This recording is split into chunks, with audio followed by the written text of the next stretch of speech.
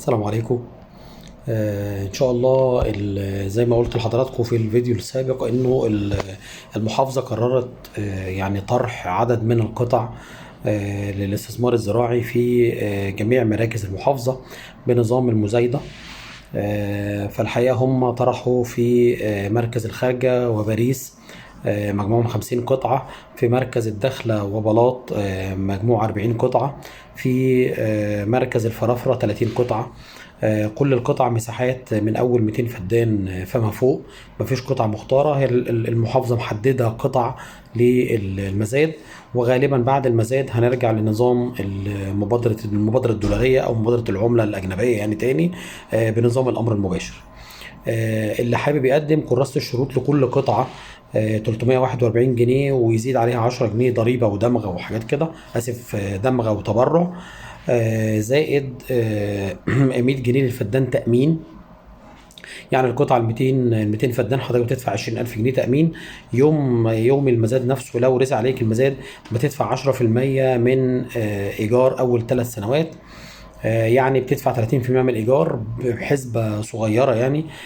لو المزاد مثلا رسي في حدود 4000 جنيه حضرتك هتحسب منهم 30% اللي هو 1200، وقبل الاستلام هتدفع 1200 تانيين زائد التبرعات لصالح الصحه والتعليم ورسوم الرفع المساحي.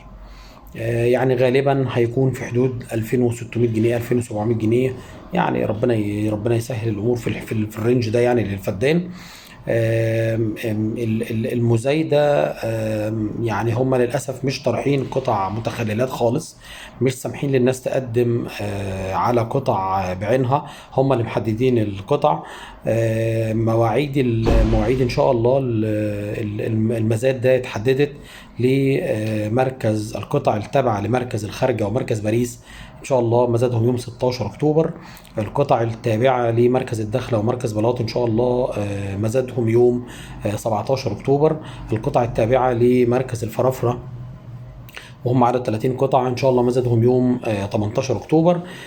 زي ما قلت لحضراتكم بتروح يوم المزاد اللي انت محتاجه، بتختار كراسة الشروط القطعة اللي انت عايزها او عارفها، او يعني مش عارف بقى الدنيا تتظبط ازاي، بس اهم حاجة بتشتري كراسة الشروط لكل قطعة منفصلة، وبتدفع التأمين لكل قطعة. يعني حضرتك هتدخل مثلا مزاد على قطعتين لازم تشتري كراسة بتاعت القطعة دي والكراسة بتاعت القطعة دي، وتدفع تأمين القطعة دي وتدفع تأمين القطعة دي.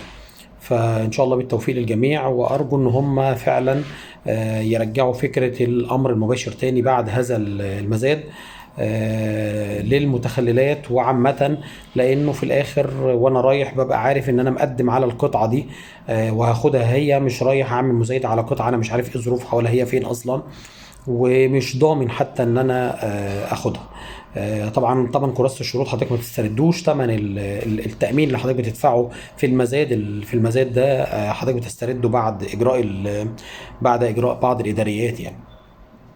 فان شاء الله بالتوفيق للجميع. اللي حابب ان شاء الله يشارك في قصه المزاد من المحافظه مباشره، زي ما قلت لحضراتكم التواريخ هتبقى 16 اكتوبر الخارجه وباريس، 17 اكتوبر الدخله وبلاط، 18 اكتوبر